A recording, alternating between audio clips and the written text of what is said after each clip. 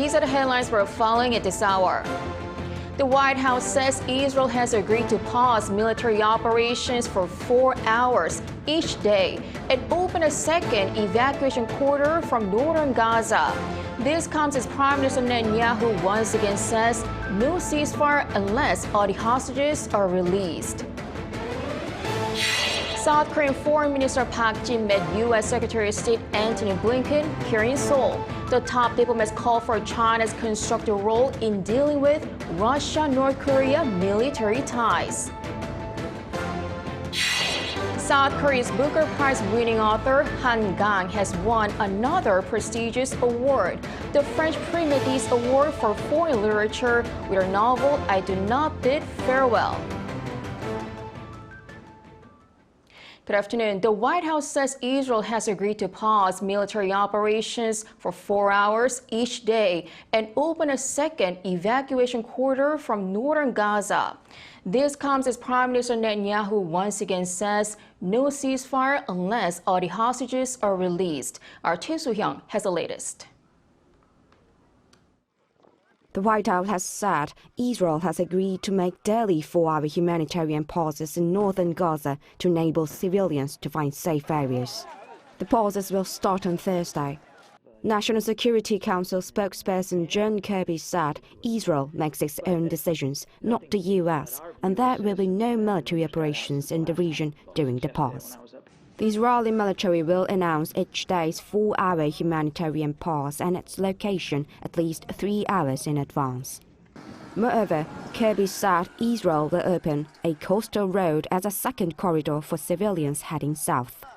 According to the Israeli official on Thursday, after a first corridor along Gaza's main north-south highway was opened several times this week, more than 80,000 people used it to flee northern Gaza. However, Israeli Prime Minister Benjamin Netanyahu has stated that the humanitarian pauses are not a ceasefire and they could only come with the release of all hostages taken by Hamas. There will be no ceasefire without the release of our hostages. Anything else is futile. On the same day, Israel Defense Forces spokesperson Rear Admiral Daniel Hagari uploaded on social media that Israel's ground operation is ongoing in the military quarter, the main base of Hamas inside Gaza City. The IDF said Israeli infantry and armored units entered the zone to destroy Hamas facilities, killing around 50 Hamas members. They found tunnels and weapons facilities and discovered Hamas military bases and command centers. Israel's Defense Minister Yoav Gallant said the IDF is developing new ways to enter or destroy tunnels without harming hostages, and the fighting will not stop until all hostages are rescued safely. Choi Soo-hyung, Arirang News. South Korean Foreign Minister Park Jin met U.S. Secretary of State Antony Blinken in Seoul. The top diplomats called for China's constructive role in dealing with Russia-North Korea military ties. Our Ji has more. Top diplomats of South Korea and the U.S. on Thursday called on China to play a constructive role in dealing with North Korea's deepening military ties with Russia. U.S. Secretary of State Antony Blinken, who arrived in South Korea the day before, warned that the situation is very concerning after holding a meeting with Seoul's Foreign Minister Park Jin. In a joint press conference, Blinken explained that the U.S. is seeing a two-way street when it comes to ties between Pyongyang and Moscow. We're seeing the DPRK provide military equipment to Russia for pursuing its aggression against Ukraine, but we're also seeing Russia provide technology and support to the DPRK for its own military programs. He also stressed the importance of China's role in pulling North Korea back from what he called the regime's irresponsible and dangerous behavior. China has a unique relationship with North Korea. As a result of that relationship, it has real influence, and we do look to China to use that influence to play a constructive role in pulling North Korea back from this irresponsible and dangerous behavior. Seoul's Foreign Minister Park Jin also said it will not be beneficial to China's national interests if tensions in the East Asia region continue to escalate due to arms cooperation between Russia and North Korea. South Korea and the US will work together to call on China to address concerns from neighboring countries as well as the international community so that it can play its role to make sure this kind of dangerous deal does not happen. Ahead of his meeting with Park, Blinken also met President Yoon over lunch. Yoon said now is a time when U.S. leadership is becoming increasingly important due to instability in the Middle East, along with the issue of North Korea and the war in Ukraine, and vowed to work closely with Washington. In response, Blinken said U.S. foreign policy remains focused on the Indo-Pacific region and that Washington intends to further strengthen its strategic partnership with Seoul. Peunji, Arirang News. Now on to the upcoming APEC summit in San Francisco. The annual event promotes Asia-Pacific economic cooperation. This year, there's much attention on the situation on the sidelines, where U.S. President Joe Biden could possibly meet Chinese President Xi Jinping. Choi Min-jung reports. The 2023 Asia-Pacific Economic Cooperation Summit, or APEC, kicks off on Saturday in San Francisco. This year's event is hosted by U.S. President Joe Biden under the theme, Creating a Resilient and Sustainable Future for All. World leaders from 21 member economies, including South Korea, Japan, and possibly China, are expected to take part, although Russia, currently engaged in war with Ukraine, will reportedly not attend. With leaders set to hold discussions next week, all eyes are on whether the leaders of the U.S. and China will hold their own summit talks. Presidents Joe Biden and Xi Jinping last met each other on the sidelines of the G20 summit in Bali last year. Pundits are hinting at possible signs of improvement to thorny relations caused by trade disputes and an alleged Chinese spy balloon that passed over the U.S. early this year. The meeting between the leaders would follow Washington's recent push to stabilize tense ties, including a series of cabinet-level meetings. Ahead of the APEC summit, U.S. Treasury Secretary Janet Yellen met with Chinese Vice Premier He Lifeng on Thursday to limit the economic fallout caused by tensions between Washington and Beijing. Yellen said she seeks open and substantive discussions with China and a healthy economic relationship that benefits both countries over time. As I said, the United States has no desire to decouple from China. A full separation of our economies would be economically disastrous for both of our countries and for the world. Her Chinese counterpart in response said Beijing is also seeking effective measures to improve their economic and trade relations. Meanwhile, also taking place next week is the APEC CEO Summit, bringing CEOs and entrepreneurs together for dialogue on global opportunities and challenges that are shaping economic, environmental, and societal trends in the region. The 21 member economies are home to around 3 billion people and represent approximately 62% of world GDP and half of the world's trade. Choi Min-jung, Arirang News. U.S. Federal Reserve Chairman Jerome Powell said that policymakers are not confident they have done enough to bring inflation down, despite its pace slowing down. Speaking to an International Monetary Fund audience in Washington on Thursday, Powell said more work could be needed in the ongoing battle against inflation, hinting at more monetary tightening in the future.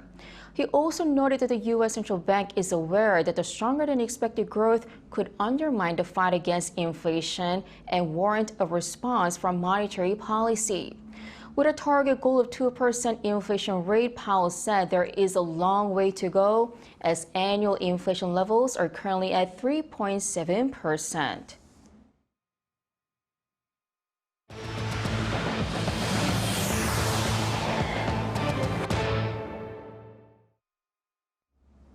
The strike by unionized workers of Seoul Metro, the operator of subway lines 1 to 8, continues on Friday.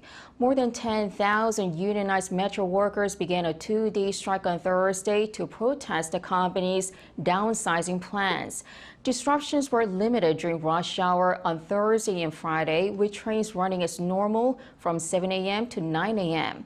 But after those hours, the Seoul metropolitan government said to expect operations to be reduced to only 82% of usual service. Commuters experienced slowdowns during evening rush hour on Thursday, with Line 2 commuters facing delays as trains ran over 40 minutes behind schedule at times. The 2-day strike is set to end at 6 p.m. today. South Korean stock market has seen large fluctuations this week as the country reimposed a short-selling ban. How will the measure shape the market while it remains in place until the end of next June? Our finance correspondent Moon Hae-ryun explains. On Sunday afternoon, the South Korean government announced a temporary ban on short selling when investors trade with borrowed shares. The reason cited was to weed out naked shorting, which is an illegal practice of selling shares that might not actually exist, by making improvements to the current shorting system. Just a few weeks ago, the country's financial watchdog imposed record-high fines on 2 international investment banks for this practice. This is the 4th time that short selling's been prohibited, and the Financial Services Committee cited global economic uncertainty as another reason. The very first day of trade after the announcement showed the country's benchmark Kospi surging to its largest one-day rise in over 3 years, as well as a hike in the tech-heavy Kosdaq. This surge led to the activation of the Kosdaq sidecar limit, which is activated when there is a rise of more than 6% compared to the previous close. Over the next few days, stocks saw consecutive declines as foreign investors turned into net sellers, but the decline showed signs of slowing across Tuesday and Wednesday before rising again on Thursday. Some analysts say that this volatility is a result of foreign investors leaving the market. There's a possibility that as institutions and foreign investors are unable to short sell, they also won't be able to keep up the same proportion of going long and therefore damage the soundness of the financial market. Others say it's less about foreign investors and more about the psychological effects of the ban on individual investors, meaning that the market will stabilize soon. I think the market rise in the first day was more psychological than real because so many individual investors had negative feelings about the market from the short selling. The government is using this period to make improvements to level the playing field between domestic retail investors and institutional and foreign investors. There are also concerns about the ban preventing the upgrade of South Korea's stock market by Morgan Stanley Capital International to developed market status. Finance Minister Chu Kyung-ho addressed these concerns, saying that the government will continue to work on reforms until next June. Moon Hae-ryun, Arirang News. Samsung Electronics took up 84% of the total domestic smartphone sales in the 3rd quarter. According to global technology research firm Counterpoint Research on Friday, sales of smartphones overall in South Korea dropped by 10% compared to the previous year, with 3.4 million phones sold. Samsung products still ranked first by a long way market share with the release of its latest smartphone, the Galaxy Z Flip 5 and Fold 5. Apple products took up 15% of the total smartphone market share, a 2 percentage point increase compared to the last year. From a lunar orbiter to a space rocket, quantum computers, and much more, South Korea's latest science technologies are now being showcased in Gwacheon. Our Shin Se-byuk was there. A snake-shaped robot navigates through a small tube. It is designed to conduct rescue operations in disaster situations. Meet Korea's indigenous space technology from the country's first lunar orbiter, Danuri, to the homegrown space rocket, Nuri. An array of homegrown scientific technologies from South Korea are showcased at the Gwacheon National Science Museum in Gwacheon, just south of Seoul. At the Korea Science and Technology Fair, South Korea's state-of-the-art technology for the future, as well as items featured at the world's biggest tech fair, the CES, are on display. There are 2 main parts, the cutting-edge technology pavilion and the flagship technology pavilion. At the former, people can explore Korea's scientific innovations in leading fields such as space, robots, and quantum technologies. This bio-inspired bird-shaped robot mimics how birds flap their wings. This enables it to fly with greater agility than traditional drones. Korean-developed quantum computer technology can also be found. Quantum computers are capable of solving complex problems faster than any other supercomputer. We are currently developing a 20-qubit quantum computer with plans to achieve a 50-qubit scale by 2026. Other technologies such as Samsung's latest OLED technologies and Kai's quadruped robots are also on display. The flagship technology pavilion is where people can explore the latest achievements in leading future industries such as bio, hydrogen, and rechargeable batteries. The Ministry of Science and ICT aims for this fair to facilitate collaborations between Korean scientists and international institutions. This year, foreign diplomatic missions have been invited to explore our scientific achievements with the hope of potential international research collaborations between Korean and foreign scientists. Other programs besides the main sections include lectures and forums on the latest research trends, as well as the family zone where people can experience various technologies. The Korea Science and Technology Fair 2023 runs until November 12th. 신세벽, Arirang News. South Korea's Booker Prize-winning author Kang has won another prestigious award, the French Prix Médicis Award for Foreign Literature with her novel I Do Not Bid Farewell. Lee Seung-jae has more. Famed South Korean author Kang won a prestigious French literary award on Thursday for her 2021 novel I Do Not Bid Farewell. Her novel was chosen as the winner of the Prix Médicis Award for Foreign Literature. The Prix Médicis Award, founded in 1958, is considered one of the top literary awards honoring fictional work in France. In 1970, the foreign literature category was added to award books published in translation. Published 5 years after Han won the International Booker Prize for The Vegetarian, her latest award-winning novel describes the events surrounding the April 3, 1948 incident on South Korea's Jeju Island from the perspective of 3 women. The government of the day suppressed civilian protests against U.S. military rule, leading to the deaths of up to 30,000 people. The French edition of the novel was published in August. Han was shortlisted for the award in October and becomes the first Korean author to have won this award. She was previously nominated for Prix Médicis in 2017 for her 2011 novel Greek Lessons. Lee Seung-jae, Arirang News.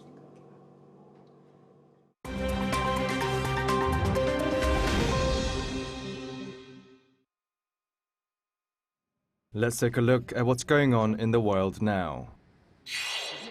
Myanmar's military-led government is under threat from a series of major coordinated offensives in the country's northeast Shan state.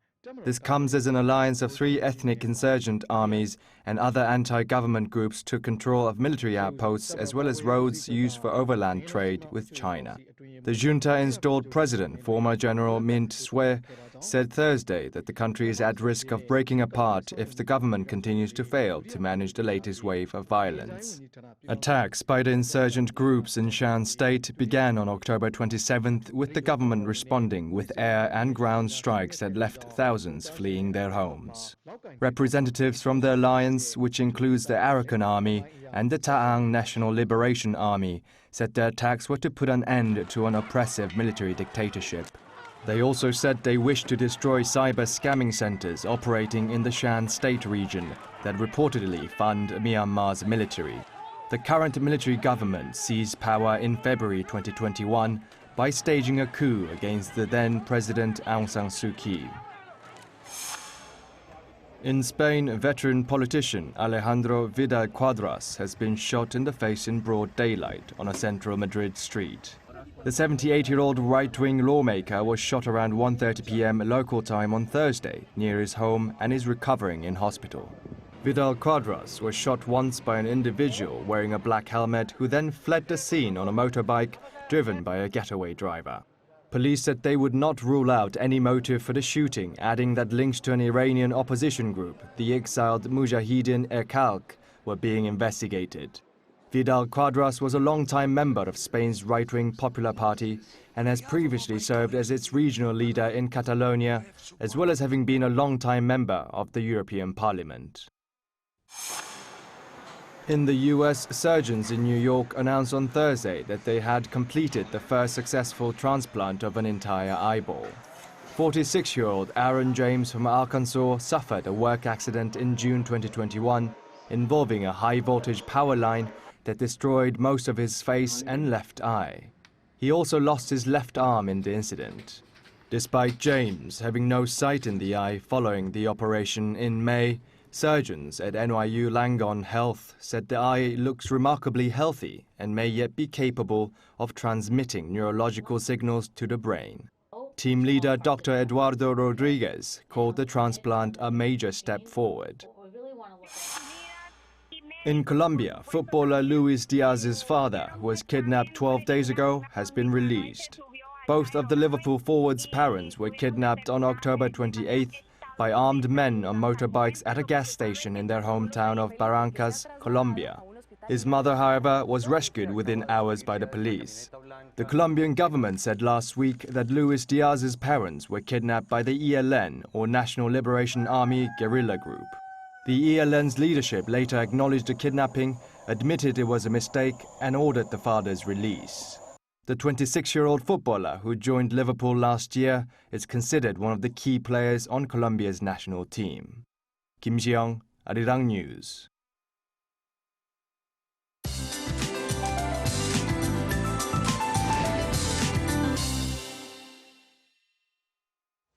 Good afternoon. What a dramatic change in weather in just one day. It has gotten so much colder today.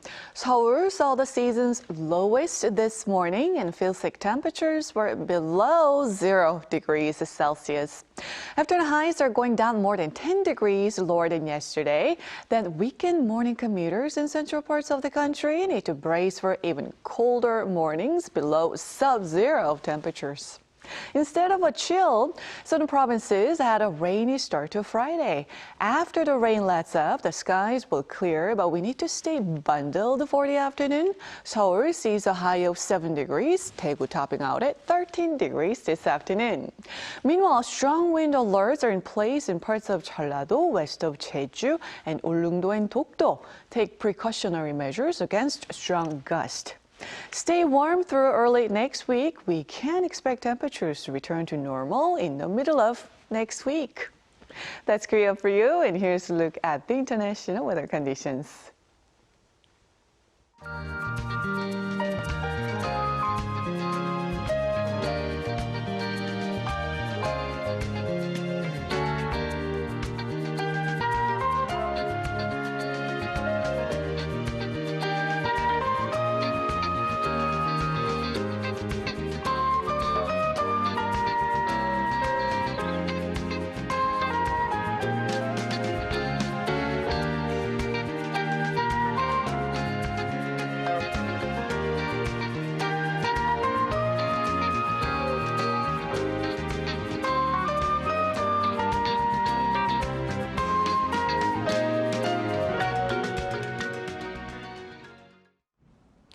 Have you ever thought you're paying the same amount for something but feel like you're getting less these days?